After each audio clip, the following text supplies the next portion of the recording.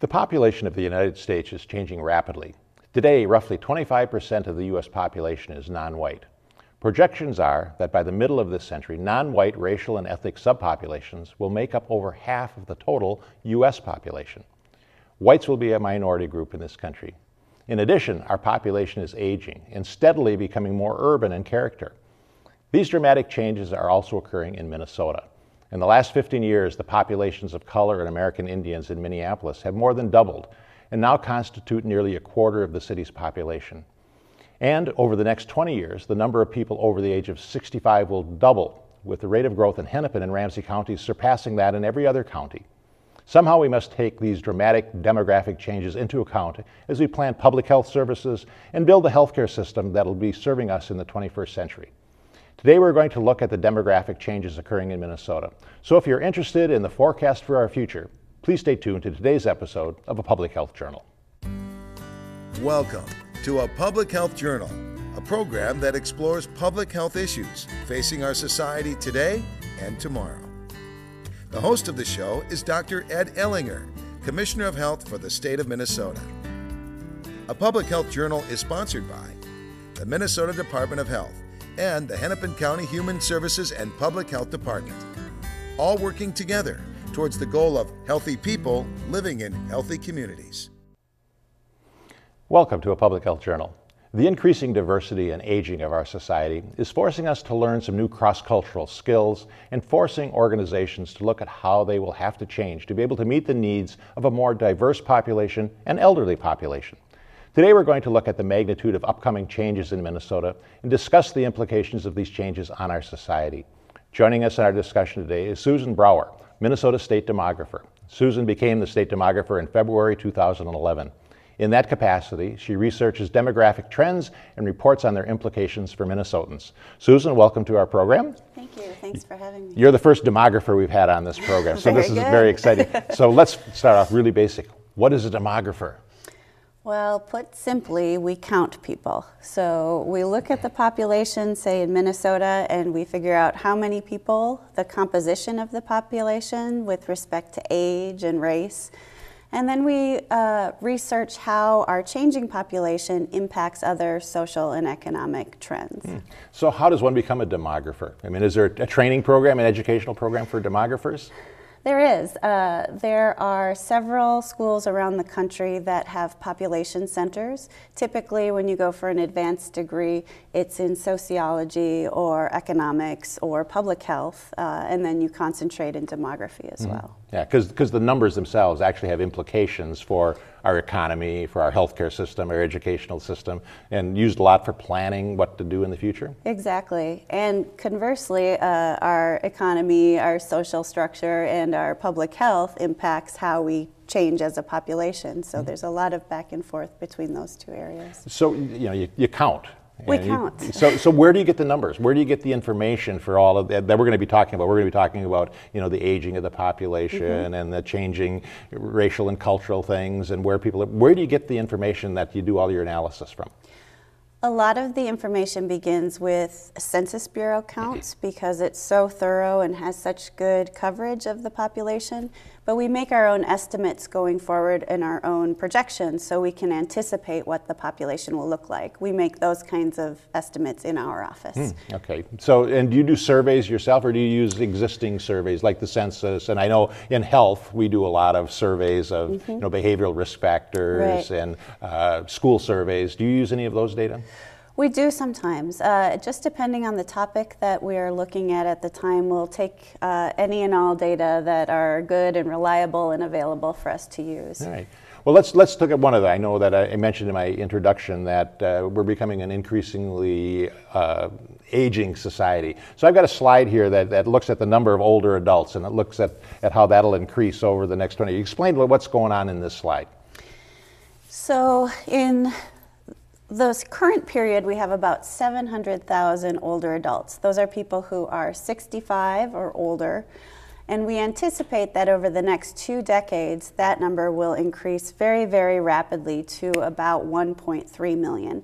Now, we've experienced increases in this population for some time, but nothing as rapid as what we'll experience in these 2 decades. And this reflects the post-war baby boom? That's right. So this is just that great big cohort of baby boomers are just moving up above that 65+ mark, and that creates that large increase in the population. And then one of the things that I noticed, the next slide shows that we're going to have more people over the age of 65 than we do have in school age, which is going to be the first time that happens. And explain what's going on here, because this is a huge thing. So for all of our state's history, we have had a larger school age population than we have an older adult population.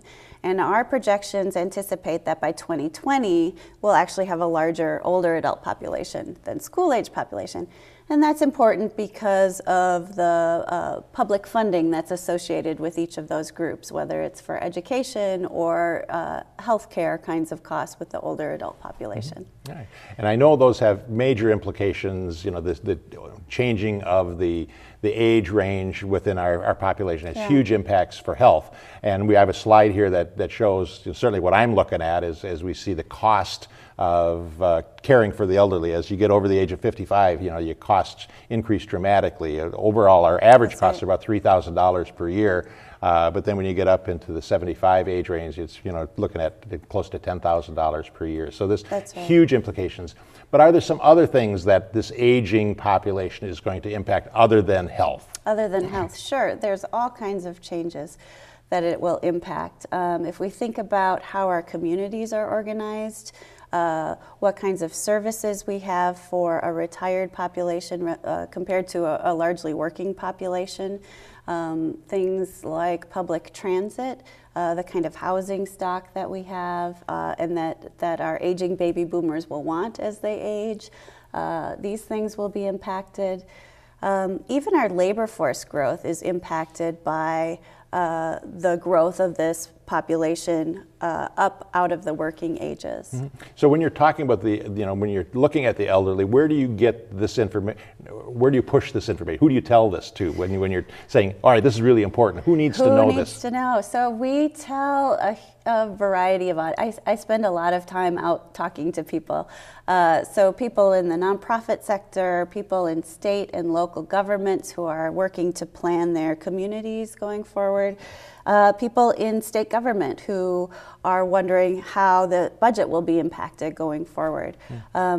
We talk to people in corporations who want to get a handle on what future workforce will look like too. Good. Well, I want to talk next about sort of the diversity within our population, but first we need to take a little break. Okay. We'll be back right after this message.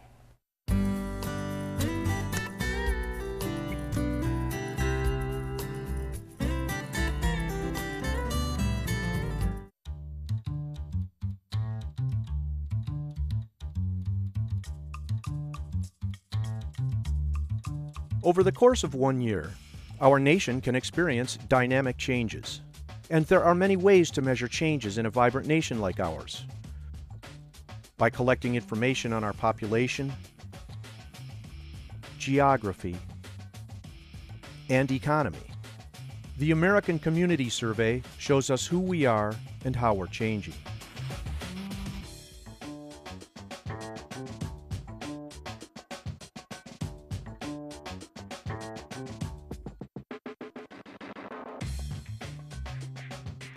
The U.S. Census Bureau has been collecting information for our nation since 1790. Back then, and until very recently, these questions were asked of every household. But now, only a small percentage of randomly selected households are asked to participate. And of these randomly selected households, more than 97% agree that responding to these questions is beneficial to them, their families, and their communities. Your responses to the ACS provide the information needed to make improvements to things like transportation services, public health services, and our economy. Organizations use this data to help them identify the makeup of the American household. The American Community Survey is the only source for local comparable data. Businesses use this information to determine customers' needs. And employers use this information to plan job training programs and determine regional workforce resources. The American Community Survey lays the groundwork for our future, a future made possible by your responses and the statistics provided by the U.S. Census Bureau.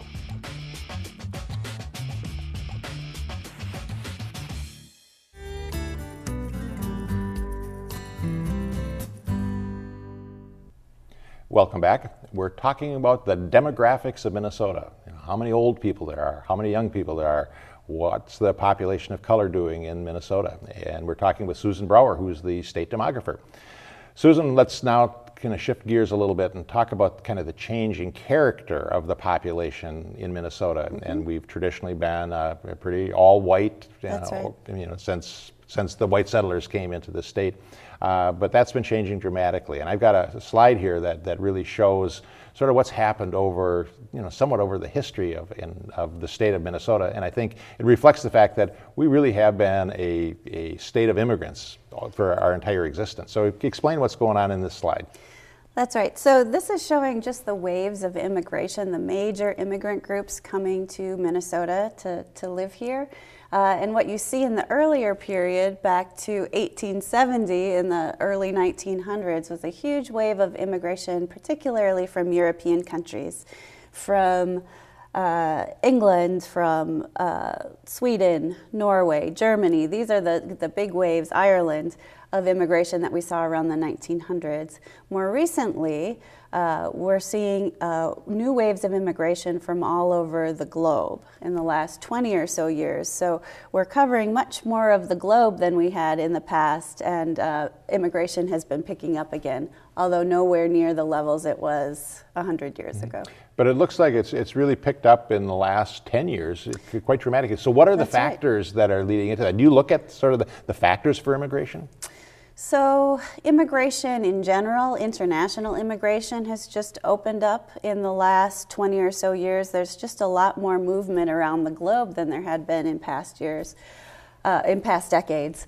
And in Minnesota in particular, we've had a number of waves of refugees coming to Minnesota, and we've also had waves of high-tech, high-skilled workers coming to Minnesota to fill jobs that can't be filled otherwise.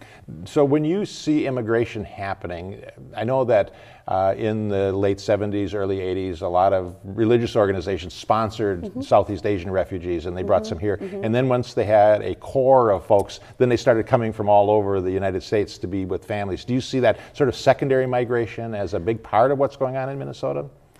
Yeah, that plays a role in it as well. I mean, we're more attractive to certain communities when we have amenities and cultural sites and religious organizations that suit what they know and what they're used to.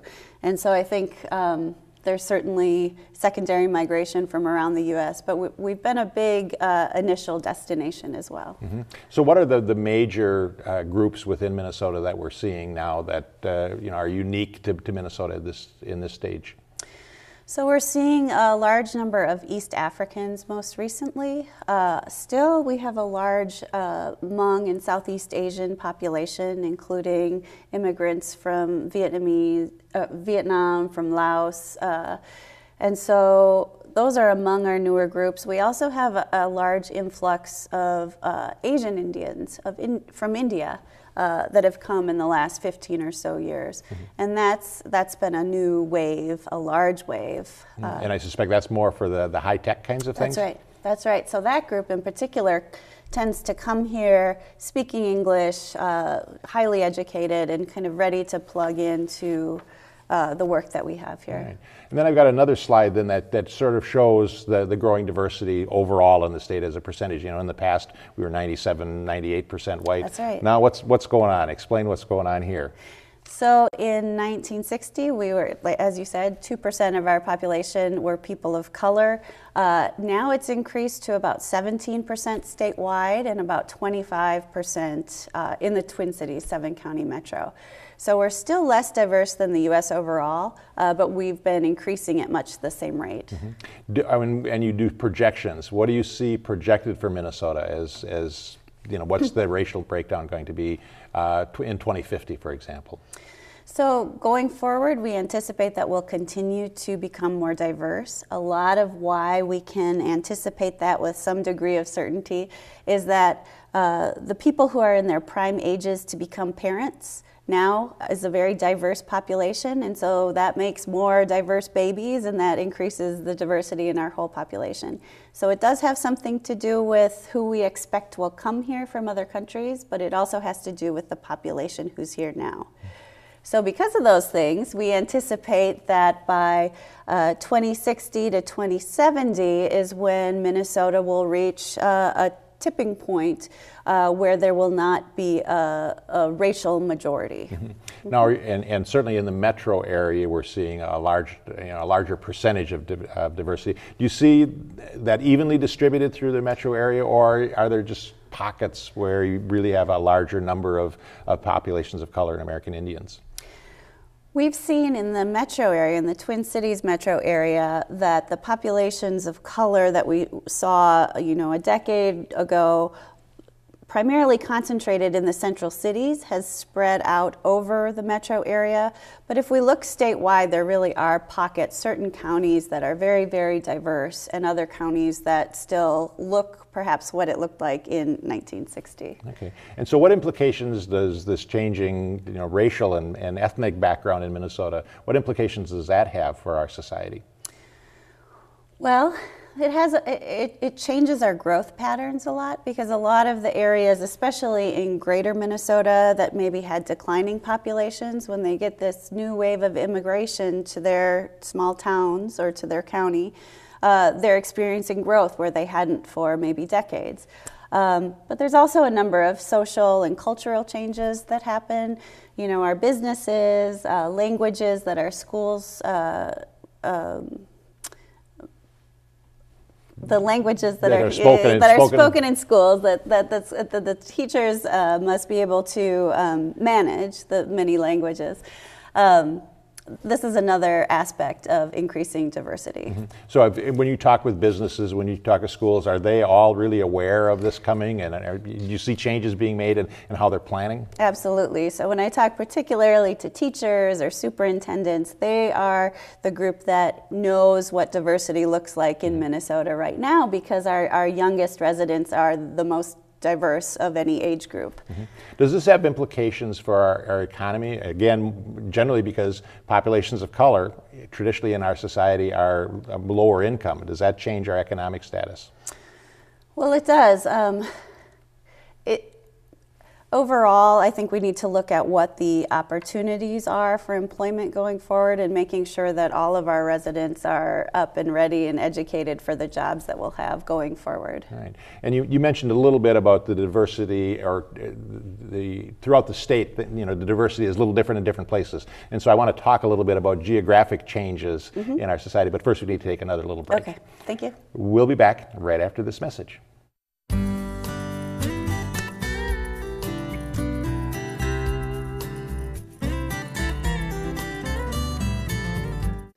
I am a mother of 2.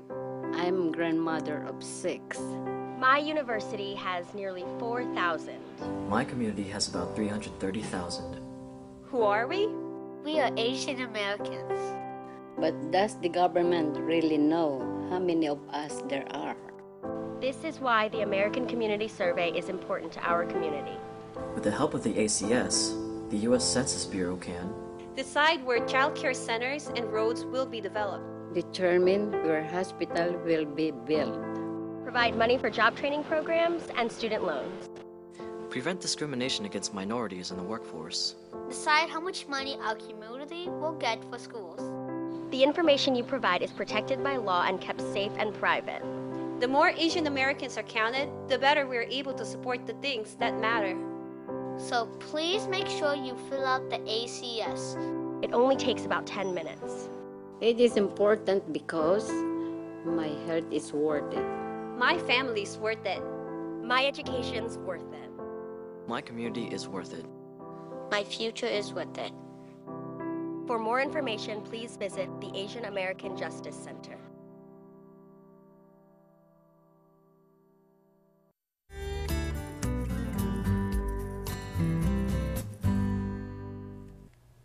Welcome back. We're talking about the demographics of Minnesota with Susan Brower, the state demographer. Susan, you had mentioned earlier that the pockets of diversity are not equally distributed throughout the state. It's not even. And I've got a slide here that really points that out, of that we really see increasing levels of population of color, particularly in the metro area, but then in certain counties around the state. And the darker the color, it's where more than the higher the level of diversity. So what's going on in this slide? What's the cause of that? Yeah, so there are different causes around the state. In the metro area, we have been diverse for a longer period of time. So we have some of our populations of color who have been here for generations, and some who are really very, very new to the state and to the country.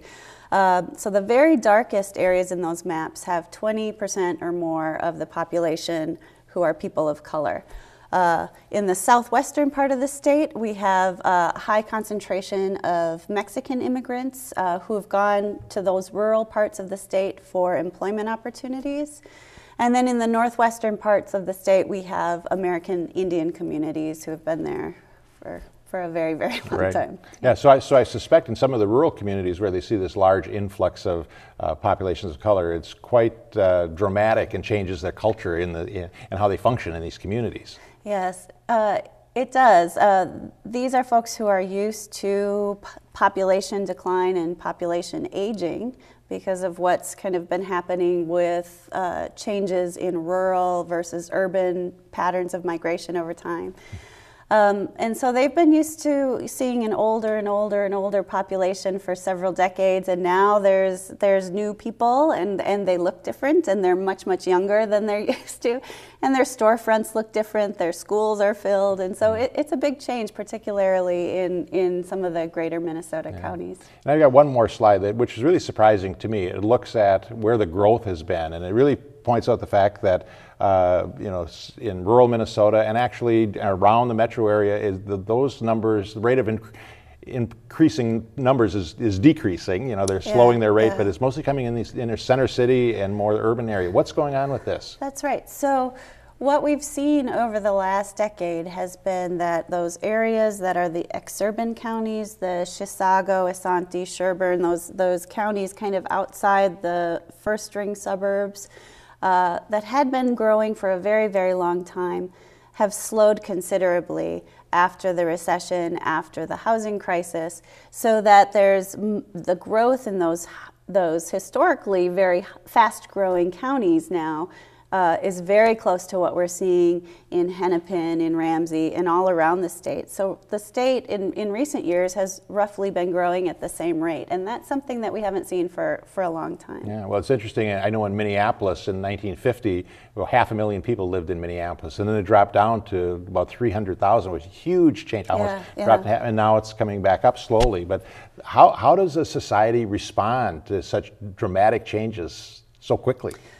Well, I think we have yet to respond fully. I mean, this is very new. This is just in the last few years that we're seeing this kind of change. This is something that's happening around the U.S., so around many other metros that have seen, these same patterns of growth. There's been slowing growth in the exurban areas, and the central cities and the central counties are growing faster, or at least at the same rate, and that hadn't occurred in the past. Right. So we've got about a minute left. Can you tell me, what is sort of you're looking at what's going to happen in the next 20 to 30 years? How do you see the character of Minnesota changing, and how do you see it staying the same during those 20, 30 years? Well, there are going to be big changes ahead. We've looked at the aging trend, and so we know we're all getting older. We're getting older individually, but we're getting older as a state as well, and we're becoming more diverse. That will continue into the future. That's just built into our population structure. There are uncertainties about how all these changes will come together, and so it's a big time of change going forward. It's difficult to say what exactly will look like in 30, 40 years. Well, I'm glad you're here with the numbers, so get out there and spread the word about the changes, because I think we have to plan, and we have to plan together. We can't do it individually. That's right. So Susan, this has been very informative. Thank you for being with us. Thanks for having me. And I'll be back with a closing comment right after this message.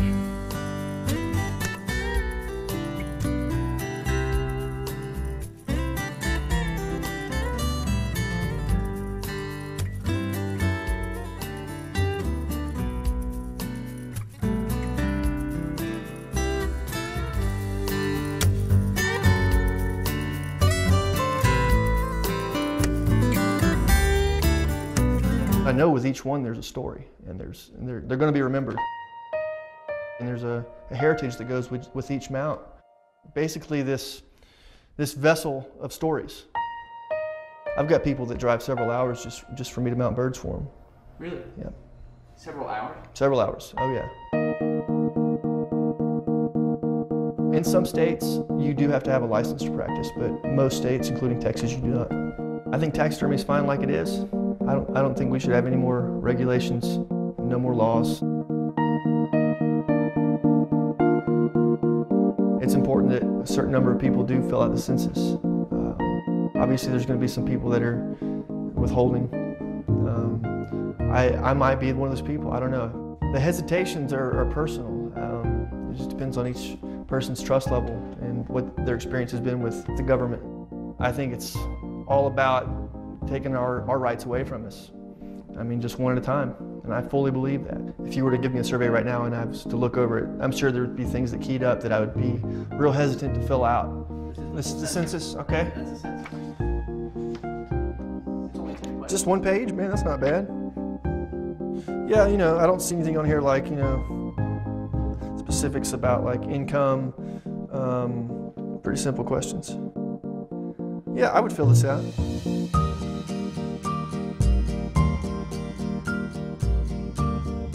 You know, the unknown is, you never kind of afraid of the unknown. Now the unknown is the known, so I can't be afraid of it anymore.